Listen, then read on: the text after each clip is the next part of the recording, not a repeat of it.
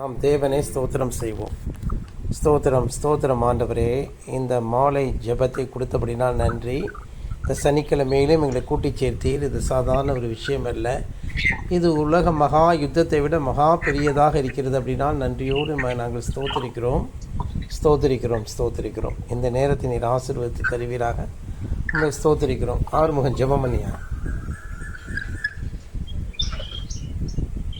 ஆறுமுகம் ஜெபமண்ணு.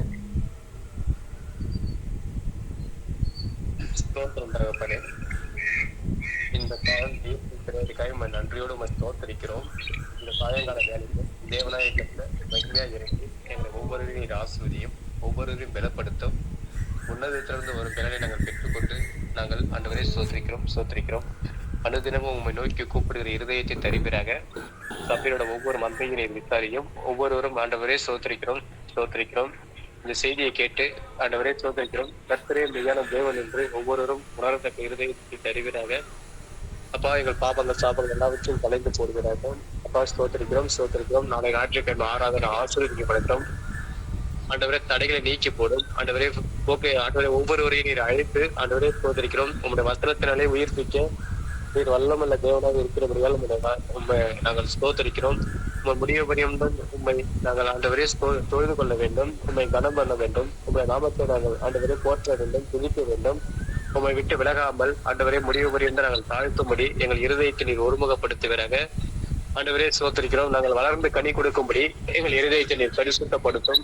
எங்களை முடிவுபடியுடன் நீர் கைவிடாதிரும். எங்களை ஆண்டவரே ஸ்தோத்திரிக்கிறோம். உங்களுடைய அளவற்ற அன்பினாலே அரவணைத்து உங்களுடைய வேதத்தின் மேல் நாங்கள் பிரியமாயிருந்து நாங்கள் அமர்ந்திருந்து உங்களுடைய வார்த்தையை கேட்டு அதன் பிரகாரம் நடக்க கர்த்தர் சுத்த இருதயத்தை தருவீராக. ஆண்டவரே எல்லாம் தடைகளை நீக்கி போடும். இப்போது கொடுக்கும் இந்த வார்த்தையானது, செய்தியானது ஆண்டவரே ஸ்தோத்திரிக்கிறோம். பூட்டின வீட்டுக்குள் பூட்டின வீட்டுக்குள் நீர் வார்த்தையை அனுப்பும். சகல தேசத்தாரும் உங்களுடைய வார்த்தையை கேட்டு எல்லோரும் ஆண்டவரே இஸ்ரவேலின் தேவனை மகிமைப்படுத்த முடியும். உயிருள்ள தேவனை நாங்கள் ஆண்டவரே ஸ்தோத்திரிக்கிறோம். அனாதி தேவனை அடைக்கலாம் என்று சொல்லியிருக்கிற ஆண்டவரே எங்கள் தேவனே எங்களுக்கு அடைக்கலாம். ஆண்டவரே நீரே எங்கள் கோட்டை. ஆண்டவரே ஸ்தோத்திரிக்கிறோம். எல்லா ஜனங்களும் மனப்பூர்வமாய் பரிசுத்த அலங்காரம் உள்ளவர்களாய் உண்மை ஆண்டவரே ஸ்தோத்திரிக்கப்படி இந்த வேலையில இரக்கம் செய்யும். ஆவியினாலே நீர் எங்களை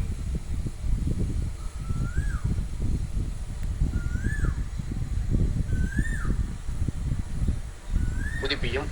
ஆவியின் வரங்களை ஆண்டவரே ஸ்தோத்திரிக்கிறவர்கள் பெற்றுக்கொண்டு உங்களுக்கென்று ஊழி செய்ய நாங்கள் தேவ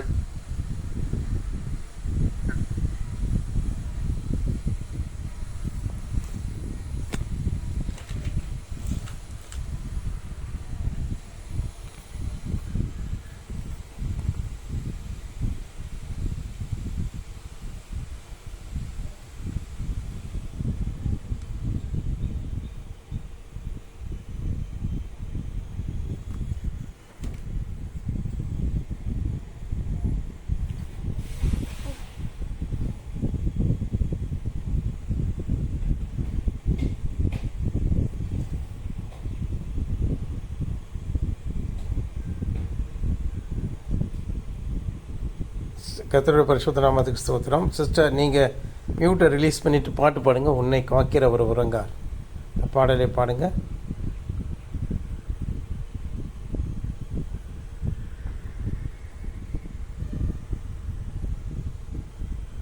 இருக்கா? பாடலை பாடுங்க.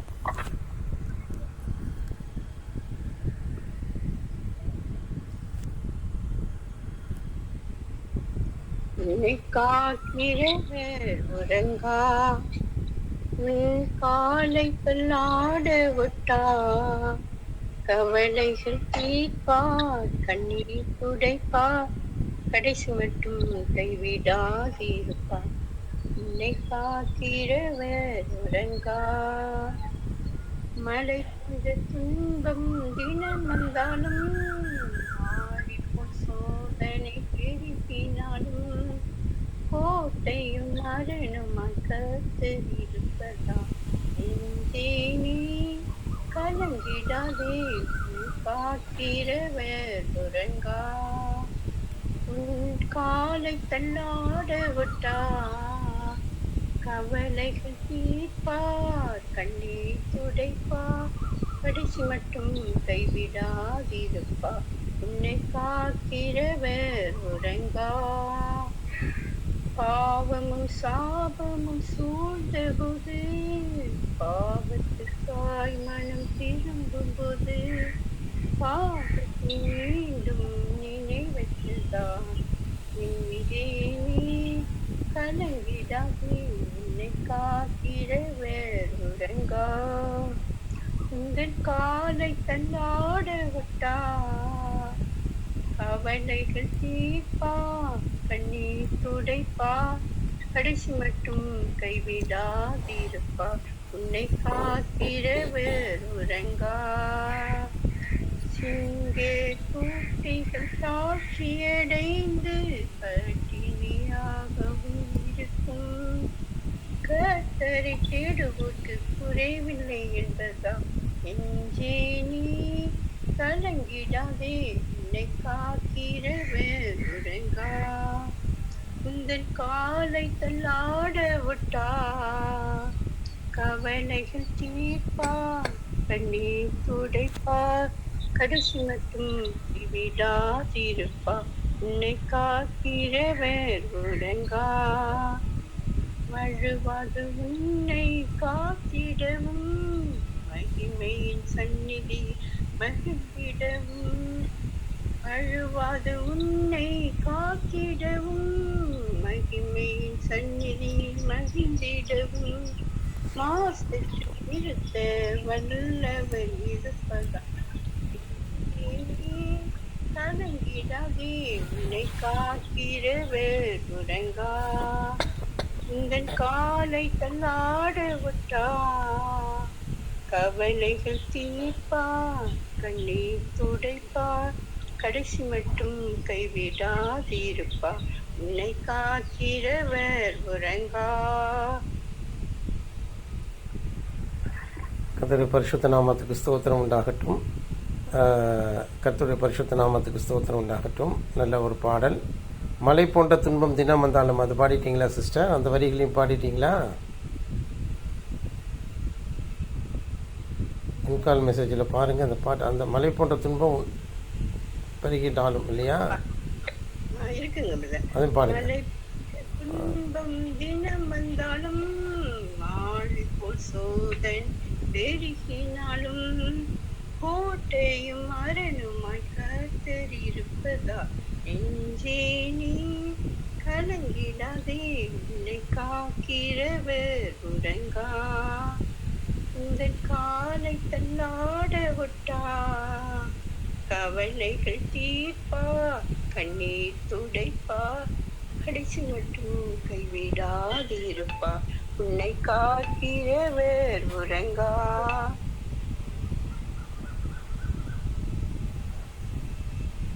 வசனத்தை படிங்க சிஸ்டர். ஸ்க்ரீனில் தெரியுதா வசனம்? இன்னும் வரலையே பிரதர். வந்திருக்குமே.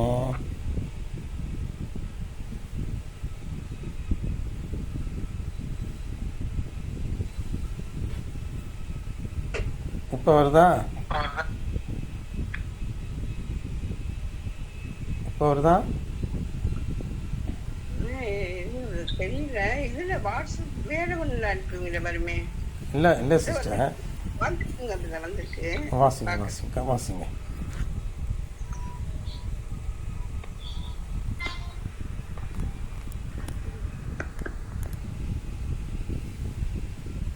எப்போதும் கண்ணாடி போட்டுகிட்டே வந்துடுங்க. தெரியுதா?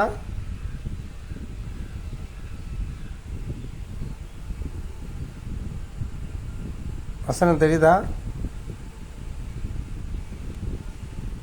வசனம் தெரியுதா சிஸ்டர்? மியூட்டை எடுத்துகிட்டு பேசுங்க. தெரியுதுங்க பிரதர். மியூட்டை எடுத்துகிட்டு பேசுங்க. பிரதர் இந்த வசனம் தெரியுது. படிங்க. படிக்கிறேன். படிக்கிறேன். இங்க போயிடுச்சு. உண்மை ஏசாயா 26:3. உண்மை உறுதியாய் பற்றிக் கொண்ட மனதை உடையவன் உண்மையை நம்பி இருக்கிறபடியால் நீர் அவனை பூரண சமாதானத்துடன் பார்த்துக் கொள்வீர். ஏசாயா 26:3. பொல்லாங்காய் தோன்றுகிற எல்லாவற்றையும் விட்டு விலகுங்கள். தெசலோனிக்கேயர் 5:22. கர்த்தருடைய பரிசுத்த நாமத்துக்கு ஸ்தோத்திரம் உண்டாகட்டும். உம்மை உறுதியாய் பற்றி கொண்ட மனதை உடையவன் உண்மையே நம்பியிருக்கிற அப்படின்னா நீர் அவனை பூர்ண சமாதானத்துடன் காத்துக்கொள்வீர். இந்த வசனம்லாம் எனக்கு ரொம்ப பிடிக்கும், ரொம்பவே எனக்கு பிடிக்கும். நேற்றைய தினம்லாம் என்ன வசனம்னு கேட்டிங்கன்னா அருமையான வசனம். கொடூரமானவர்களின் சீரல் மூதியடிக்கிற பெருவெள்ளத்தை போல இருக்கையில் நீர் ஏழைக்கு பலனும் நெருக்கப்படுகிற எளியவனுக்கு திடனும் பெருவெள்ளத்துக்கு தப்பும் அடைக்கலமும் வெயிலுக்கு ஒதுங்கும் நிழலுமானே. அதாவது அவர் மரணத்தை ஜெயமாக விழுங்குவார். கர்த்தராகிய தேவன் எல்லா முகங்களிலிருந்தும் கண்ணீரை துடைத்து தமது ஜனத்தின் நிந்தையை பூமியில் இராதபடிக்கு நீக்கி விடுவார். ஆமாம். அடுத்தது 26 உண்மை உறுதியாய் பற்றி கொண்ட மனதை உடையவன் உண்மையை நம்பியிருக்கிற அப்படின்னா நீர் அவனை பூர்ண சமாதானத்துடன் காத்துக்கொள்வேன். அப்போ முந்தின அதிகாரத்தில் உள்ள வசனங்களை சேர்த்து தான் இதை நம்ம படிக்கணும். நம்ம எப்படி தேவன் ஒரு பூர்ண சமாதானத்துடன் காத்துக்கொள்வார் என்றால் அவரை உறுதியாய் பற்றி கொள்ளணும். உறுதியாய் பற்றி கொள்ள முடியாதபடிக்கு சூழல்கள் வரலாம். நாம் தேவனை பற்றி கொள்ளும் பொழுது நம்முடைய கரங்களை பிடித்து தேவனை விட்டு பிரிப்பதற்குரிய நிறைய காரியங்கள் வரும். நிறைய தேவனை உறுதியாக நம்ம பற்றி கொள்ள முடியாதபடிக்கு நிறைய பிரச்சனைகள் வரும். ஆமாம். முதல்ல ஒருவனுடைய சத்ருவனோட குடும்பத்தாரே ஒரு வேலை என்னன்னு கேட்டிங்கன்னா, ஒரு குடும்பத்தாரே எப்படி குடும்பத்தாரே ஒரு ஆண் மகனாக இருந்தால் அவன் அவனுடைய தாய் தகப்பன் சகோதர சகோதரிகள். ஒரு பெண்ணாக இருந்தால் தன் பிறந்த வீடும் தன் புகுந்த வீடும். இந்த நாட்களில் ஆண்களுக்குமே என்னன்னு கேட்டிங்கன்னா புகுந்த வீடு மாதிரி ஆயிடுது. ஏன்னா சில பொதுவாக என்னன்னு கேட்டிங்கன்னா ஆண்களுமே தன் வீட்டை விட தன் மனைவியின் வீட்டை அதிகமாக கனம் பண்ணக்கூடியவங்களாக இருக்காங்க. இப்போ எந்த வீடாக இருந்தாலும் அது தேவனை விட்டு நம்ம பிரிக்கக்கூடிய ஒன்றாக இருக்கிறது. ஆமாம். இதன் பொருட்டு தான் அநேகர் இந்த சுவிசேஷ ஊழியத்தை விட்டு ஓடி போயிட்டாங்க. சுரேஷ் எடுத்துக்கிட்டோம்னா அவனுடைய மனைவி வீட்டார் அவனை ரொம்பவும் டாமினேட் செய்ததுனால அவனால் ஒன்றும் செய்ய முடியல. அவன் மனைவியும் அவன் மனைவி வீட்டாரும் அவன் மீது அதிகமான அழுத்தத்தை வைத்தபடினாலே அவன் தேவனை விட்டு விலகி போயிட்டான். இது இது இப்போ இந்த காலத்துக்குரிய ஒரு ஃபேஷனாகவே இருக்குது. ஆமாம். அதனால தான் அவன் சபைக்குள்ளே வர முடியல. அதனால் அவன் ஏமாற்றி ஒரு வஞ்சகனாக திகழ்ந்துட்டான். இந்த சபையை எப்படியாவது உடைச்சிடுவோம், இந்த தேன் கூட்டை எப்படியாவது கலைச்சிடுவோன்னு பார்க்குறான். இந்த சபை ஒரு தேன் கூடை போல் இருக்கிறது. இந்த தேன் கூட்டை கலைக்கிறதுக்கு பலர் முயற்சி செஞ்சுருக்கிறாங்க. பிசாசானவன் பற்களை கடித்து இந்த தேன் கூட்டை கலைப்பதற்கு பல விதங்களில் அவன் கிரியை செய்திருக்கிறாங்க. சபையில் உள்ளவர்களே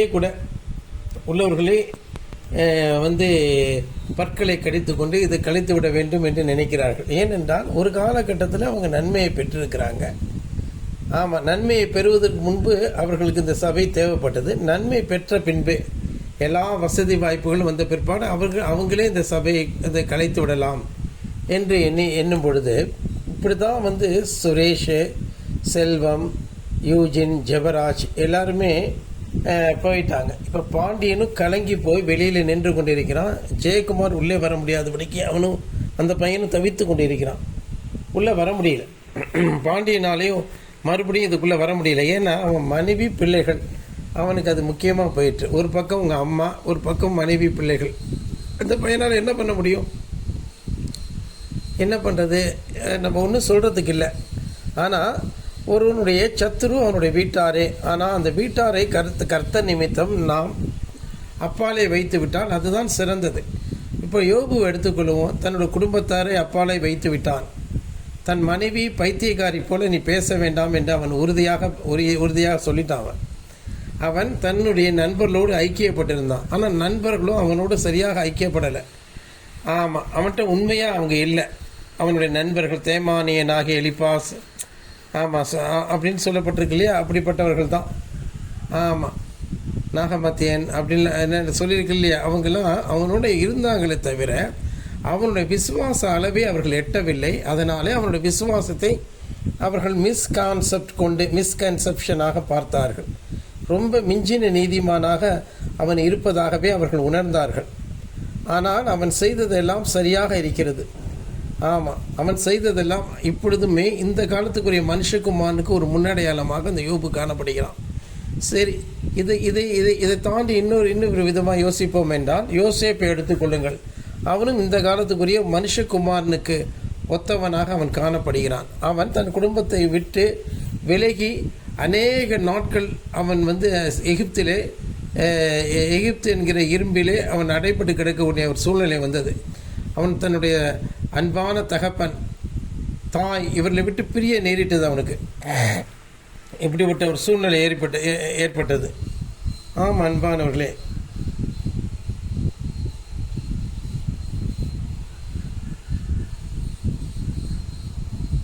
கார் உழுதா சிஸ்டர்? கார் உழுதா?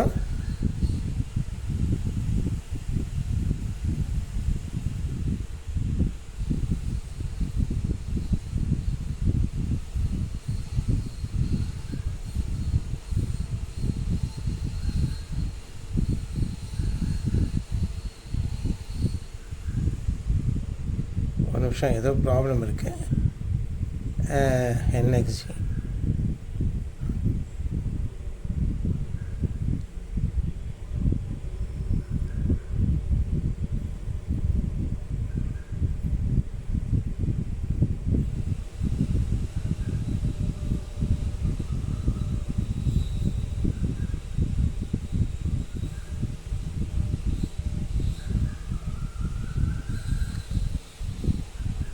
ஒரு நிமிஷம்.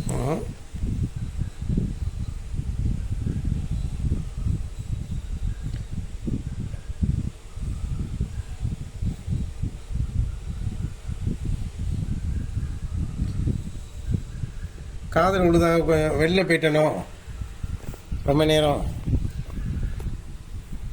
ஒருவனுடைய சத்துருக்கள் அவன் வீட்டாரே. அப்போ யோசேப்பு தன் வீட்டை விட்டு விலகி போக வேண்டிய சூழ்நிலை இருந்துச்சு இந்த ஊழியத்தை நிமித்தம். அதே போல தான் யோபுவுமே தன் பிள்ளைகளை இழக்க வேண்டிய சூழ்நிலை ஏற்பட்டது. தன் மனைவியும் அவனுக்கு விரோதமாக பேசக்கூடிய ஒரு சூழ்நிலை வந்துச்சு. அவன் மனைவி அவனிடத்திலிருந்து விவாகரத்து கேட்டாள். தேவனை தூஷித்து நீ ஜீவனை விடும் சொல்லி அவன் என்ன தெரியுமா செஞ்சான்? அப்படிப்பட்ட ஒரு விவாகரத்தை அவன் கேட்டுக்கிட்டு இருந்தான். ஆமாம், நம்ம அதை நல்லா புரிஞ்சுக்கணும். தேவனை தூஷித்து ஜீவனை விட சொல்லி அப்படி ஒரு விவாகரத்தை தான் அவன் கேட்டுக்கிட்டு இருந்தான். ஆமாம்,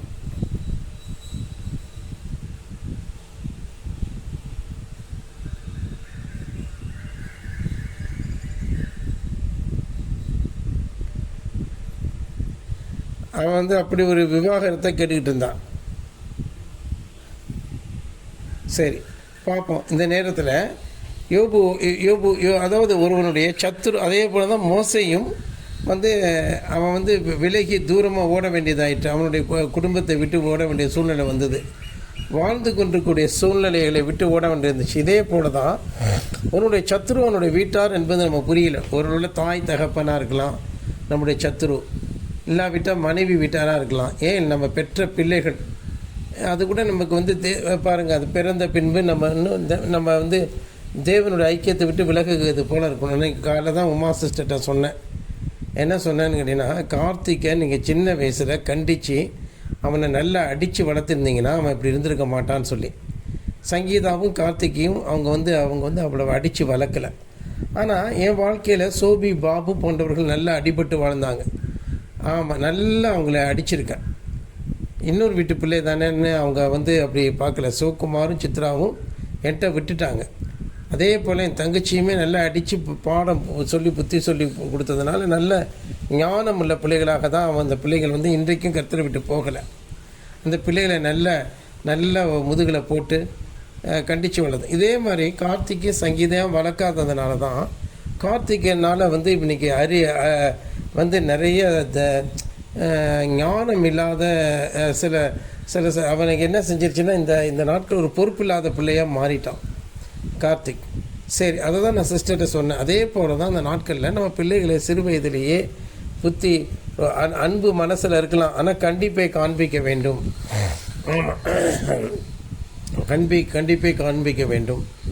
ஆமாம், இப்போ என்ன செய்கிறாங்க, இப்போ தும்ப விட்டு வாழை பிடிச்சிட்ருக்காங்க உமா சிஸ்டர். சரி, பரவாயில்ல. ஆனாலும் கூட அந்த பிள்ளைகள் கர்த்தரை வந்து கர்த்தரை தேடுகிறபடினாலே ஓரளவு அவர்கள் கர்த்தரை விசுவாசிக்கிறபடினாலே தேவன் அவர்களை வந்து விடுவிப்பார் என்று நாம் காத்திருக்கிறோம். சரி, போகட்டும். இந்த நேரத்தில் அவரை உறுதியாய் பற்றி கொள்ள முடியாதபடிக்கு என்ன தடை செய்கிறது? ஒருவனுடைய வீட்டார் அவனை தேவனுடைய சமூகத்திலிருந்து பிரிப்பார்கள். இப்போ இயேசுவானவரை அவளுடைய சரகேட்டிவ் மதர், அந்த கன்னிகை கர்ப்பவதியாகி ஒரு குமாரனை பெற்றாள் அல்லவா? ஆமாம், ஒரு கன்னிகை கர்ப்பவதியாகி ஒரு குமாரனை பெற்றாள். அவள் எப்படி கர்ப்பவதி ஆகினாள்? அவளுடைய மாம்சம் அங்கு சேரவில்லை.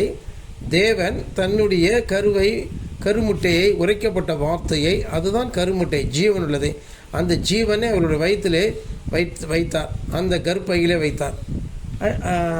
ஆமாம் ஆமாம் ஆமாம் அது வந்து அவருக்குள்ளாகிட்டு வந்து அந்த கருத்தரித்து அது உத்தமமாக அங்கே கருத்தரித்தது, கருவானது உண்டானது. அப்போ சரகேட்டிவ் மதர், ஒரு வாடகை தாயை போல் அவர் சுமந்தார். தேவன் தன்னுடைய சொந்த ஜீவனை இங்கே வைத்தார். மரியாளுடைய மாம்சம் இங்கே மாம்சமாகவில்லை, தேவனுடைய வார்த்தையே இங்கே மாம்சமாகி உள்ளே வந்தது. வார்த்தை மாம்சமானது என்பது 2 அம்சமாக நாம் பார்க்கணும். ஒன்று, அவருடைய வயத்திலே உருவான கரு வார்த்தையினால் உண்டானது. அடுத்தது என்னன்னு கேட்டீங்க, உன்னதமானுடைய, அதான் பரிசுத்தாவினால் உண்டானது, அந்த பரிசுத்தாவின் ஜீவனால் உண்டானது. அதன் பின்பு அவர் ஞான ஸ்நானத்தின் போது ஆவியானவர் புறாவை போல ரூபம் கொண்டு தேவ ஆவியானவர் அவர் மேலே இறங்குறத நம்ம பார்க்குறோம். அப்போ அந்த அபிஷேகம் புத்திர சுவிகாரத்தை அவர் பெறுகிறார், இவர் நேசகுமாரன் சொல்லி. ஆமாம், எந்த அடிப்படையிலும் அவர் தேவனுடைய பிள்ளையாகத்தான் பார்க்கப்படுகிறார்.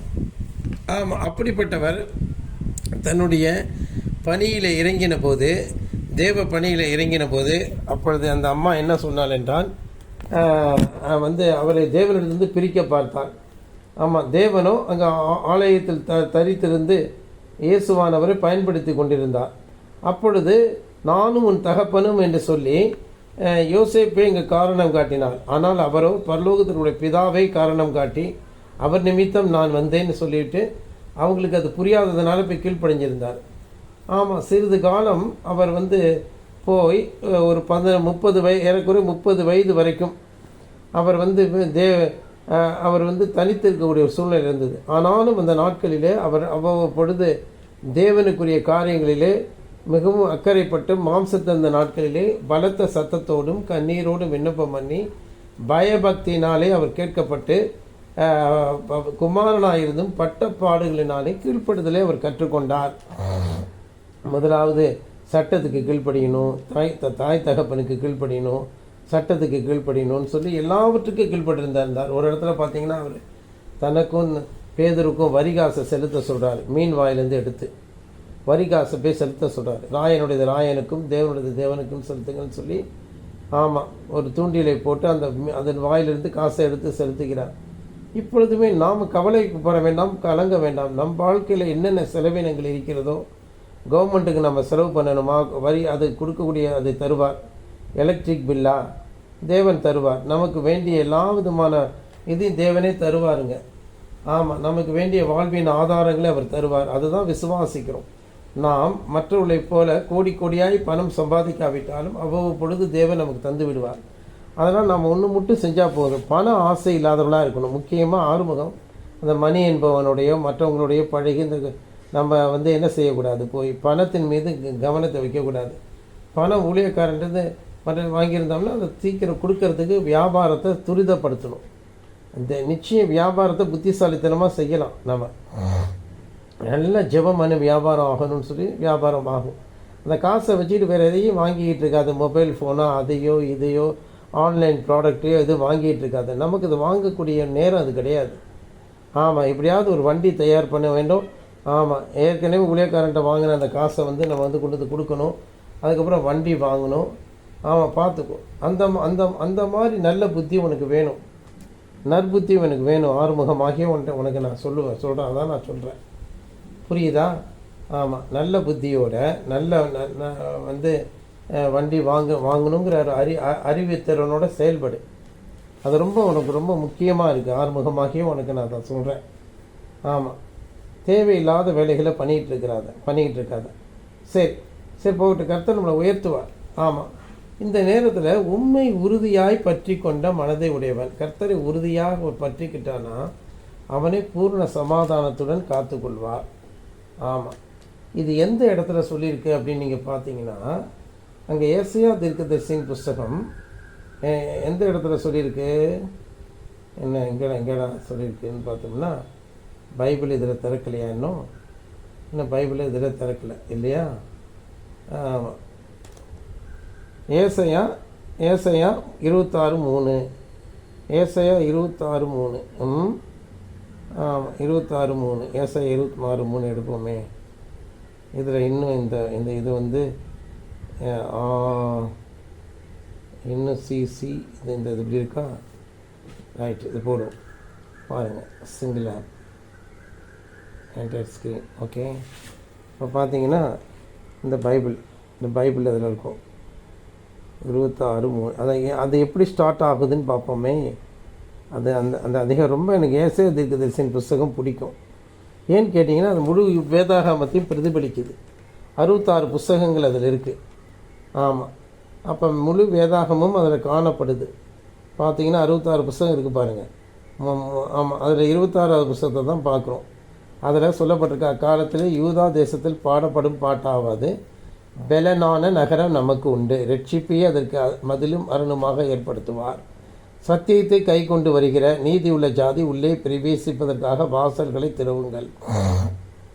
உம்மை உறுதியாய் பற்றி கொண்ட மனதை உடையவன் உண்மையை நம்பியிருக்கிறபடியால் நீர் அவனை பூர்ண சமாதானத்துடன் காத்துக்கொள்வி அப்படின்னு சொல்லப்பட்டிருக்கு. அப்போ அவரை உறுதியாக பற்றி கொண்ட மனதை உடையவர்கள் யார்? இதோ சத்தியத்தை கைகொள்கிற நீதி உள்ள ஜாதி. அதுதான் அந்த மத்தேயு 5. அந்த அவரை விசுவாசித்து ஆவியில் எளிமை, துயரப்படுதல், சாந்த குணம், நீதியின் மேல் பசிதாகம் சொல்லக்கூடிய அந்த வார்த்தைகளை கனப்படுத்தி, ஆமாம், இடுக்கமான வாசல் வழியாகவும் அழுகியின் பள்ளத்தாக்கின் வழியாகவும் பிரவேசிக்கிற அந்த ஜாதிக்கு ஒரு உன்னதமான ஒரு கதவுகளை திறக்கிறார். வாசல்களை திறவுங்கள். இதே வசனம் நீங்கள் சங்கீதத்திலையும் படிக்கலாம். அனாதி கதவுகளை திறவுங்கள். அனாதி கதவுகள்னால் என்ன அப்படின்னு கேட்டிங்கன்னா, அதாவது இது டைம் ஸ்பேஸ்லேருந்து நம்ம நித்தியத்துக்குள்ளே நுழையக்கூடிய கதவுகள். ஆமாம், டைம் ஸ்பேஸ். இந்த அனாதி கதவுகளே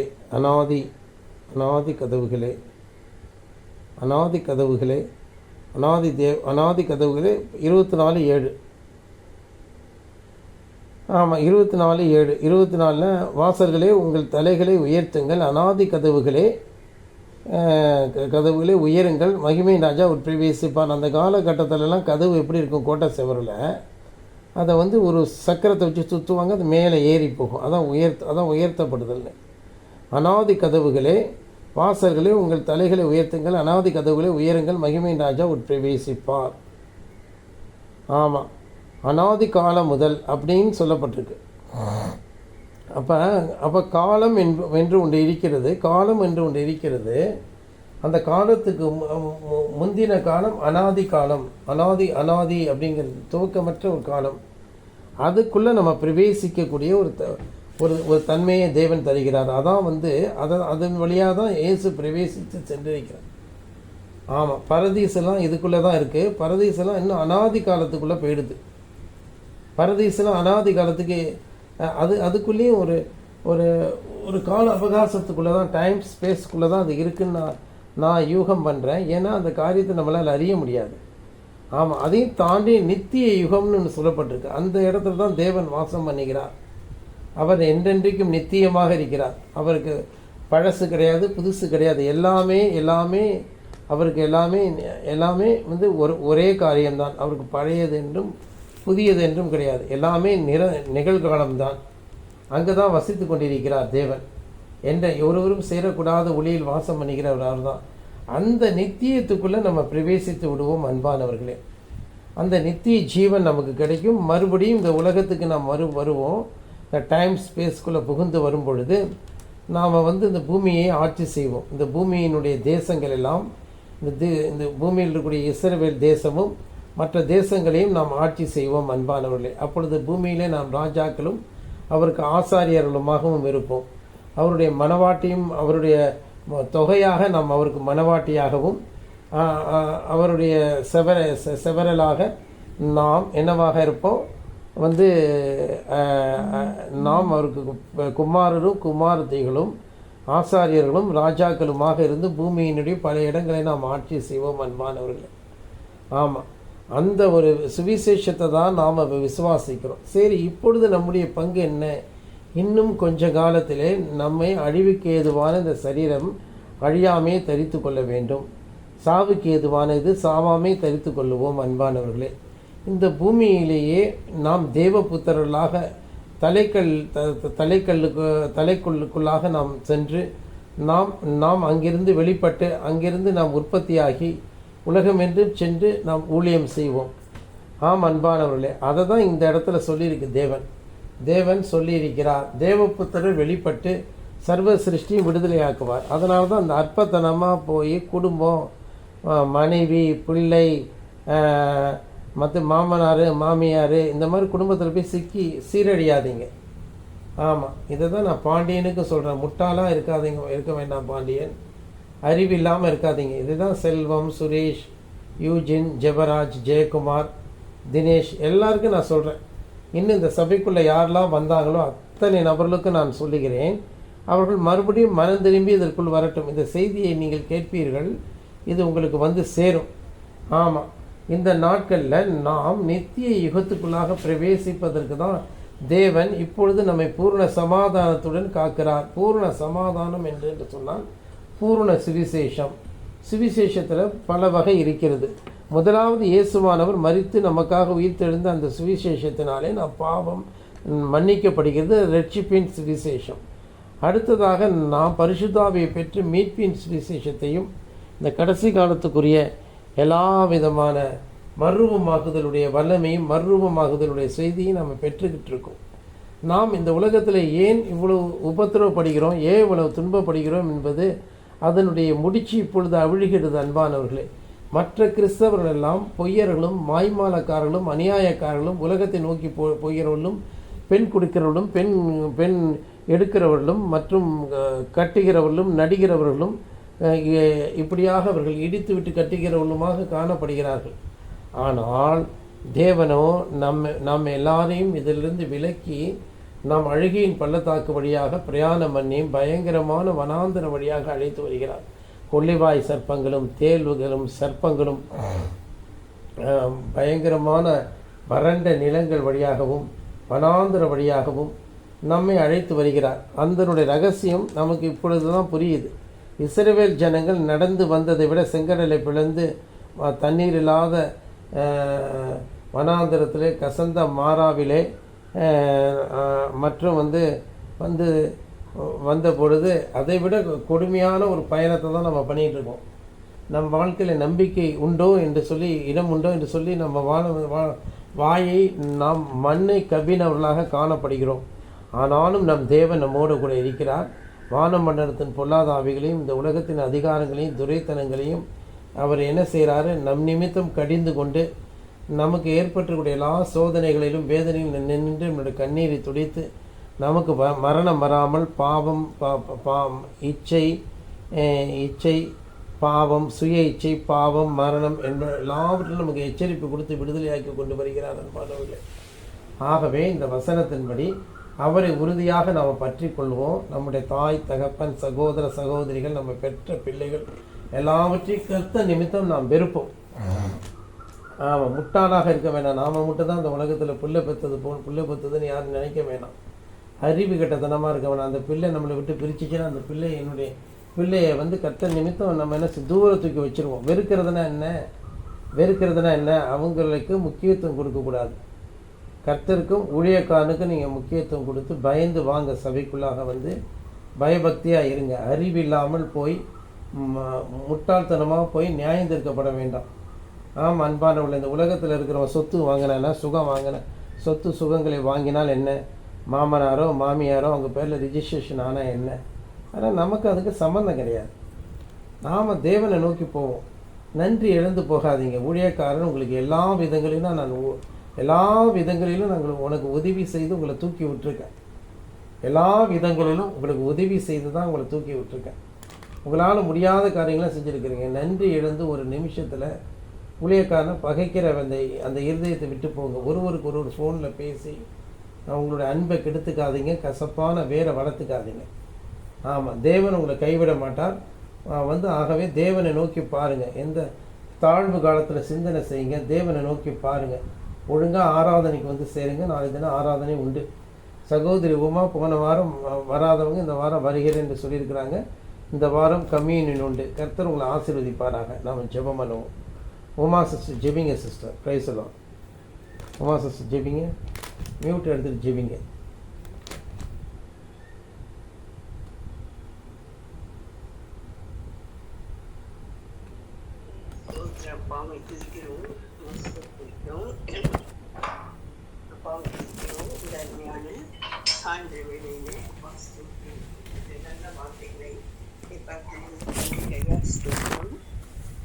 அப்பாவை துதிக்கிறோம். உண்மை உறுதியாக பற்றி கொண்ட மனதை உடையவன் உண்மையை நம்பியிருக்கிறபடியால் நீர் அவனை பூர்ண சமாதானத்துடன் காத்துக்கொள்வீர் என்பதே நீர் எங்களுக்கு கொடுத்திருக்க வாக்குத்தத்தமாக இருக்கிறது.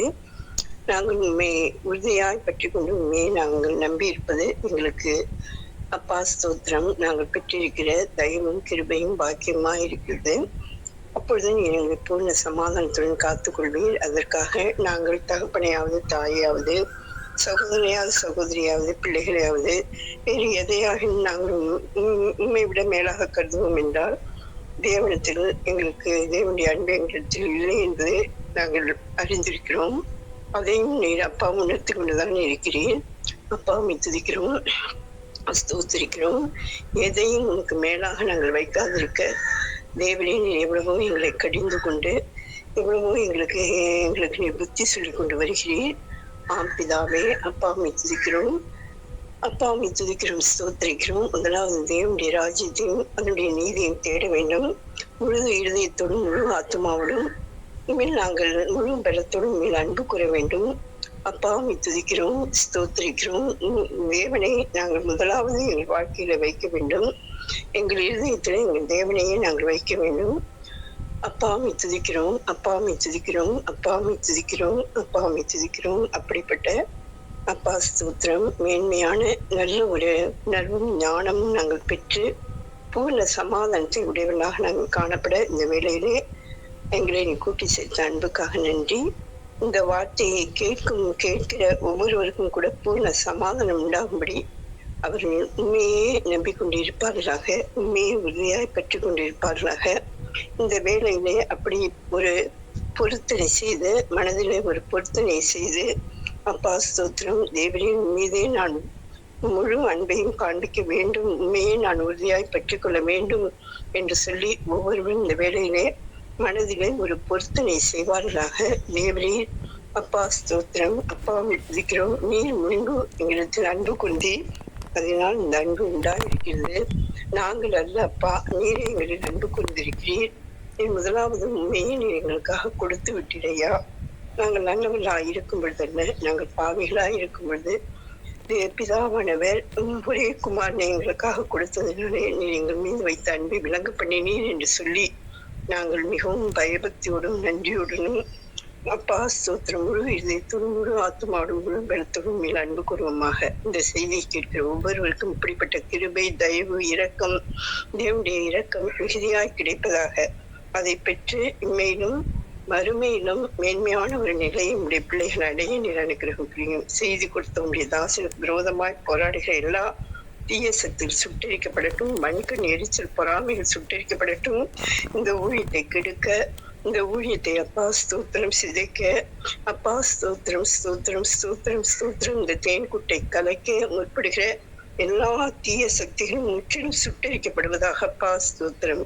அப்பா நீர் எங்களை கிரகித்துக் கொண்டிரையா, நீர் எங்களை கிரகித்துக் கொண்டிரு. உடைய சொந்த ரத்தத்தினாலே இந்த ஒரு அப்பா ஐக்கியத்தை எங்களுக்கு கொடுத்திருக்கிறேன். இதை மனிதர்கள் அல்ல, மாம்சம் அல்ல, வேறு உலகம் அல்ல, யாதொன்றும் இதை கலைக்க கூடாதபடி தேவனே நீர் எங்களுக்கு வாக்கு கொடுத்திருக்கிறீர். இதோ நீ உண்மையா இருக்கிறபடினால் அநேகத்துக்கும் நீ அதிகாரியாக வைப்பேன். எனக்கு முன்பாக திறந்த வாசலை கட்டளையிடுகிறேன், ஒருவனும் அதை பூட்ட மாட்டான் என்று சொல்லி நீ வாக்கு கொடுத்திருக்கிறேன். வைராகியமாக நீ கொடுத்த அந்த வார்த்தையை பிடித்து கொண்டு நாங்கள் ஐயா ஸ்தோத்திரம் ஸ்தோத்திரம் நற்புத்தி உடையவர்களாக, நல்ல சிந்தி உடையவர்களாக, நாங்கள் இந்த உலகத்தில் வாழ்வது தேவ நாம மகிமைக்கின்றது என்பதை உணர்ந்து அப்படி நாங்கள் தேவனை மகிமைப்படுத்த எங்களுக்கு ஒரு இடம் வேண்டும், ஆராதிக்க ஒரு இடம் வேண்டும், ஐக்கியப்பட ஒரு ஐக்கியம் வேண்டும், எங்களை வழிநடத்த ஒரு சகோதரன் வேண்டும், ஒரு ஊழியக்காரன் வேண்டும், அவர் நலனை நாங்கள் விரும்ப வேண்டும் என்று சொல்லி இந்த வேளையிலே எங்களை ஒப்பு கொடுப்போமாக. இயேசுவின் நாமத்தில் பிதாவே, ஆமேன். ஆமேன். நல்ல தெய்வமே, மட்டுமாய் ஆண்டவரே கேட்ட செய்திக்காகவும் அது சார்ந்து ஜெபித்த மக்களுக்காக ஜெபித்த சகோதரிக்காகவும் நாங்கள் ஜெபிக்கிறோம், ஸ்தோத்திரிக்கிறோம். இப்பொழுதும் தேவனாகிய கர்த்தாவே, செய்தியை கேட்ட இன்னைக்கு ஆன்லைனில் கேட்க போகிற ஜனங்களுக்குள்ளாக ஒரு ஊக்குவித்தலை, ஒரு இன்ஸ்பிரேஷனை, ஒரு நம்பிக்கையை தந்து பூர்ண சமாதானத்துடன் அவருடைய காத்துக்கொள்வீராக. ஏனென்றால் ஒவ்வொருவரும் உண்மை உறுதியாய் பற்றி கொள்ளட்டும். மனுஷர்லே அல்ல ஆண்டவரே, அவங்களுடைய வீட்டாரை அல்ல, தேவாதி தேவனை, வசனத்தை, சத்தியத்தை உறுதியாக படுத்திக்கொள்ளும். என்ன நேர்ந்தாலும் ஆண்டவரே அவர்கள் உறுதியாய் பற்றி கொண்டு ஆசீர்வதிக்கப்படட்டும். கன மகிமை துதி எடுத்துக்கொள்ளும். ஜெபத்தை நீ ஏற்றுக்கொண்டு அப்படின்னாலும் நமக்கு ஸ்தோத்திரம். இயேசுவின் நாமத்தில் ஜெபிக்கிறோம் பிதாவே. கர்த்தர் நம் ஜெபத்தை கேட்ட அப்படின்னா நாம் நன்றியோடு ஸ்தோத்திரிப்போம். ஸ்தோத்திரம், ஸ்தோத்திரம், ஸ்தோத்திரம், ஸ்தோத்திரம், ஸ்தோத்திரம். ஆமேன். நாளை தினம் ஆராதனை ஆசீர்வதித்து தருவீராக. எல்லா ஜனங்களும் வந்து சேரட்டும். கம்யூனியன் பெற்றுக்கொள்வார்களாக. பெரிய காரியங்களை செய்தவர்கள். இயேசு நாமத்தில் பிதாவே. ஆமேன்.